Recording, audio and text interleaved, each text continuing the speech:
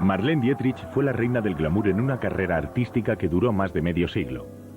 Dietrich creó un personaje más grande que la vida. Diosa de la pantalla, diva, leyenda. Marlene era todo eso y mucho más. A lo largo de toda su vida, Marlene fue un genio a la hora de vender su propio encanto. Marlene caminaba desde los lados del escenario hasta el centro, con una abertura en el vestido que le llegaba hasta el muslo. Todo el mundo se volvía loco. Tenía a los reclutas de 20 años extasiados a sus pies, excitados sexualmente por una mujer que tenía la edad suficiente como para ser su madre. Este programa explora la fuerza que impulsó a Marlene Dietrich al estrellato y la convirtió en la actriz mejor pagada del mundo. ¿Había narcisismo en juego? De primera clase. Este programa también examina la obsesión que llevó a este icono internacional a aislarse totalmente y presenta una entrevista exclusiva con el nieto de Marlene Dietrich, que pasó mucho tiempo con la esquiva actriz antes de que muriera. Hacía todo tipo de cosas para evitar el contacto con el mundo exterior. Fue una época horrible para nosotros. El 6 de mayo de 1991, Marlene Dietrich murió con 90 años en su piso de París. Había protagonizado 54 películas y llevaba 10 años encerrada. Dietrich no permitía que los amigos, la familia, ni siquiera los médicos la vieran. Cocinaba ella misma al lado de la cama. Una de las pocas personas a las que dejaba entrar en su santuario era su adorado nieto John David Riva. Cuando te encierras en un piso y te niegas a recibir ayuda, las cosas se complican. Solo unos pocos estábamos autorizados a entrar en su casa, pero nos poníamos malos solo por el olor que había, aunque desde su punto de vista tenía todo bajo control. Tenía el cerebro como el acero hasta el día en que murió. El cerebro de acero y la voluntad de hierro. Dietrich siempre conseguía que las cosas salieran a su manera. Hasta el último momento, cuando algún periodista le preguntaba si tenía una hermana, ella siempre decía que no, que era hija única. Yo le decía que había visto fotos de ella con su hermana Elizabeth, pero ella insistía en que no tenía hermanas, que era hija única. A pesar de las evidencias en su contra, Dietrich sostuvo durante los últimos 46 años de su vida que era hija única. Para comprender los motivos de Marlene tenemos que remontarnos al principio. Mary Magdalene Dietrich nació el 27 de diciembre de 1901. Su hermana Elizabeth nació el año antes. Marlene nació en una familia de militares. Era prusiana, alemana hasta la médula, y creció en Berlín. Su padre era policía. Cuando Marlene tenía unos 7 años, en 1908, desapareció de la historia familiar. Nadie sabe lo que le pasó a su padre, pero la madre de Dietrich trabajó limpiando para mantener a sus 2 hijas. Mientras tanto, Marlene pasó su adolescencia reinventando su historia. Ya estaba inventándose un personaje que le gustaba y que se llamaba Marlene Dietrich, y no María Magdalena. La creación llamada Marlene Dietrich estaba destinada a la fama. Cuando tenía 19 años, Marlene empezó a actuar en películas. Tuvo que luchar duro para convertirse en actriz. No era especialmente atractiva ni guapa, estaba incluso un poquito gorda. Por fin consiguió un papel y enseguida consiguió otro. Conoció a un ayudante de dirección que se llamaba Rudolf Sieber. Se enamoró de él y se casaron cuando tenía 21 o 22 años. Sieber y Dietrich se casaron en 1924. La hija de Marlene, María, nació un año después. Al año de casarse nació mi madre. En 1928, Dietrich, que ya tenía 38 años, hizo una prueba para el director Joseph von Sternberg. En este legendario encuentro, Marlene le dijo a Sternberg que no sabía ni actuar ni cantar y que odiaba su propio aspecto. Sternberg no estaba de acuerdo. Para sorpresa de Marlene, el director la contrató para su siguiente película, El Ángel Azul. Joseph von Sternberg fue el verdadero creador de la primera Marlene. Ella era de la vieja escuela y él era muy dictatorial. La formó y la modeló. Era una aprendiz muy dispuesta y capaz para los planes de Sternberg. Eso es muy importante para un director, y evidentemente si además estás enamorado de ella, eso ayuda. Marlene y Sternberg iniciaron una relación adúltera que continuó durante toda la producción de la película El Ángel Azul. Dietrich interpreta el papel de Lola Lola, una seductora cantante de cabaret.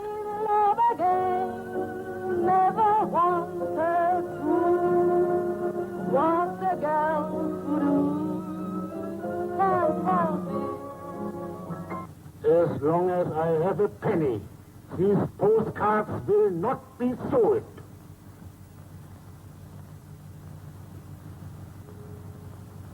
pick them up anyway. They may get dirty.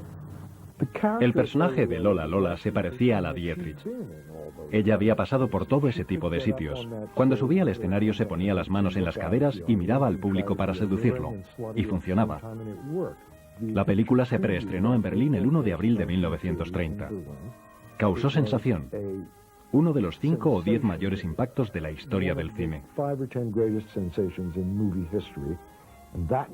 Esa misma noche Marlene se embarcó de camino a América. Esa misma noche. Do you expect to stay in Shanghai for a while? I don't know.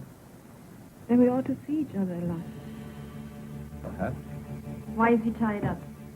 I'm going to present him with a small token of my esteem. You don't dare harm him. You promised to return him. I didn't say in what conditions. Sale vestida con un frac y un sombrero de copa. Ve a una pareja en una de las mesas del local. Se acerca a la mujer y le da un beso en la boca. Un comportamiento muy inusual en una película americana. Fue la primera mujer en besar a otra mujer en pantalla. Aquello proviene de la idea que tenía Joseph von Sternberg de quién había sido Marlene Dietrich. Sabía que había estado con hombres y con mujeres. Sabía que había en ella una ambigüedad sexual y eso es lo que ella estaba vendiendo. Marruecos recaudó mucho dinero para la Paramount en 1931, pero desde el comienzo la apasionada relación de Dietrich y Sternberg estaba en apuros. En algún momento al principio de su relación, Marlene le recordó que era una mujer casada, que había tenido aventuras con unos y con otros, y que era muy poco probable que le fuera fiel. Él estaba tan enamorado que pensó que la haría cambiar. Pero Joseph von Sternberg no contaba con que su mujer le fuera a pedir el divorcio en 1931. La mujer de Sternberg le había puesto una demanda judicial de $500.000, alegando que Dietrich era la causante de aquel divorcio. Aparecieron grandes titulares en América en los que se le acusaba de haber roto el matrimonio de Joseph von Sternberg, cosa que era totalmente cierta. Am I not to be shot? No. But I want to be shot. I hate you all. I despise you. You're right, vermin. Pero Marlene no era mujer de un solo hombre. Tras dirigirla en 7 películas y convertirla en la mayor estrella de la Paramount, Sternberg estaba harto de las infidelidades de Marlene.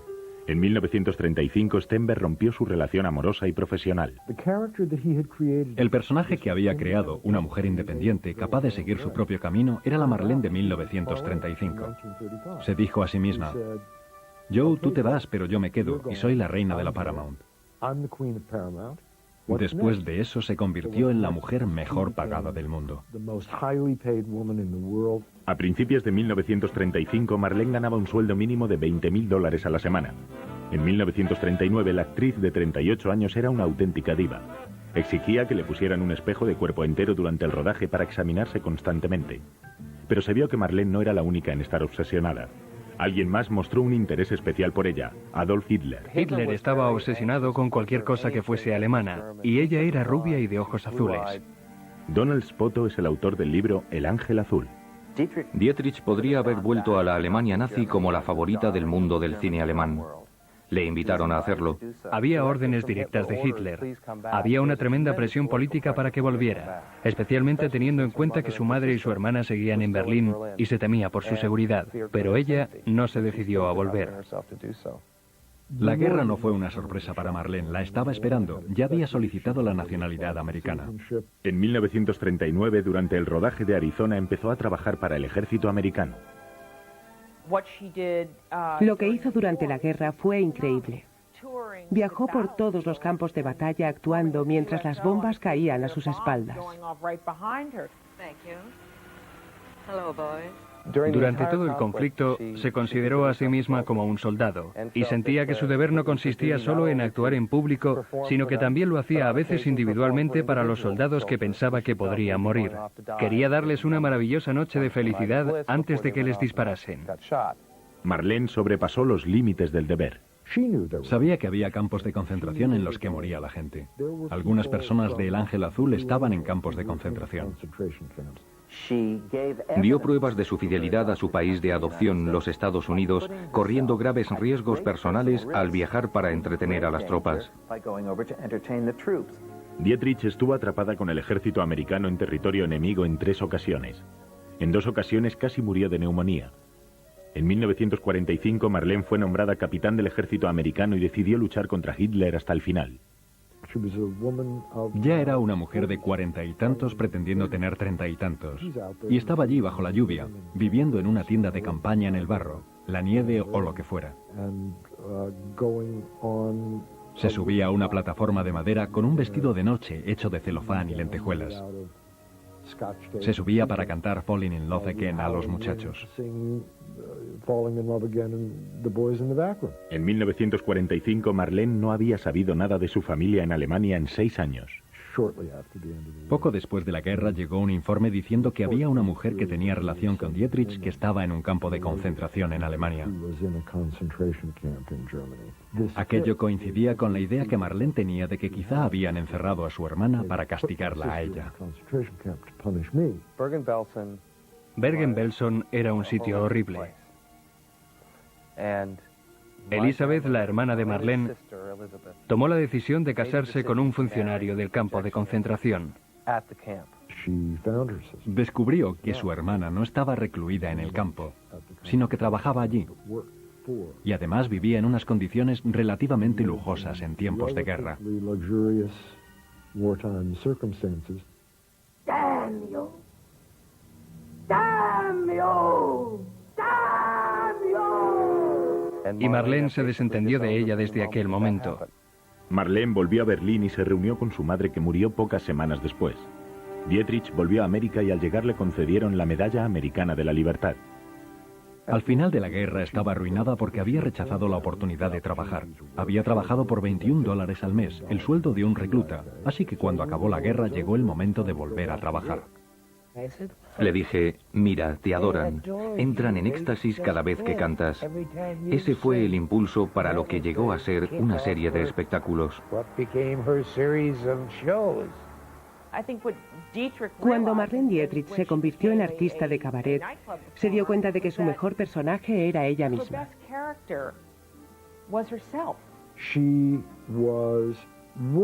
Fue un éxito mundial tras solo una actuación en Las Vegas. Salió con un vestido transparente, o al menos eso parecía. Estamos hablando de 1954. Esta mujer salía, empezaba a cantar y todo el mundo se volvía loco. Era algo grande. Yo me quedaba mirándola y de repente me daba cuenta de que era mi abuela la que estaba allí. Recuerdo que yo era pequeño y que me dieron un ramo de flores y me dijeron que al final del show se las tenía que entregar. Marlene reconocía una cosa buena cuando la veía. Tenía delante todas aquellas rosas y solo se le veían la cabeza y las piernas. Aquellas fotos causaron sensación en todo el mundo. Durante los años 50 y 60, Marlene viajó por todo el mundo con su espectáculo. Su hija, María Rivas, renunció a su propia carrera de interpretación para viajar con su madre. En cierto sentido, María actuaba como si fuera su criada, no como si fuera su hija. Una cosa bastante impresionante es la generosidad de espíritu de mi madre, que respetaba de todo corazón a la artista. Y Marlene era una verdadera artista. No es que fuera una gran cantante ni nada, sino que te hipnotizaba. A mí me hipnotizó. Según progresaba hacia los 70, su espectáculo se convirtió casi en magia. En una ocasión, durante una representación en Nueva York, había un hombre sentado muy cerca del escenario que utilizó unos prismáticos para mirarla. Ella paró el espectáculo y le pidió que no hiciera aquello, que no rompiera la ilusión. En 1975 ninguna cantidad de magia teatral podía salvar el espectáculo. Marlene se rompió una pierna mientras actuaba con 74 años. El hueso le atravesó la pierna. Después de eso no pudo volver a andar bien. Ese fue el fin de su carrera. Desde 1975 hasta su muerte en 1991, Dietrich casi no salía de su piso de París. La verdad es que nunca se retiró oficialmente. Simplemente volvió a su casa de París y no volvió a salir. Cuando se convirtió en una reclusa, tomó una decisión muy consciente. Dietrich paró. Fue como en el cine, simplemente apagaron el proyector. Tras 15 años de encierro, Marlene murió sola el 6 de mayo de 1991 a la edad de 90 años. La enterraron junto a su madre, en Berlín. Recordamos a Dietrich como ella quería. No permitía que nadie supiera su edad. Creo que intuía lo que la gente esperaba de ella. Se centró en eso y no se desvió. No sé si era tan buena actriz o si era tan guapa, pero tenía esa presencia, esa forma de ser, esa especie de pureza en lo que hacía. Sus trajes, el frac y el sombrero de copa son imágenes que tendré mientras viva. Cuando hablaba con ella por teléfono, me solía decir cosas como que no podía hablar porque estaba a punto de salir para Tokio y que tenía 10 minutos para bajar al garaje a coger el coche y salir hacia el aeropuerto. Yo sabía que no conducía y que no iba a ningún sitio. Quería que te la imaginaras paseándose en salto de cama, bebiendo champán y fumando cigarrillos con boquilla. No pensaba en su imagen. No pensaba que la imagen de Marlene Dietrich fuera ella. Pensaba que su imagen iba a vivir para siempre. Hoy en día es más famosa que cualquiera de aquel periodo. Lo primero que hubiera dicho sería, os lo dije. Os dije que me iban a recordar si lo hacía así. Y tenía razón.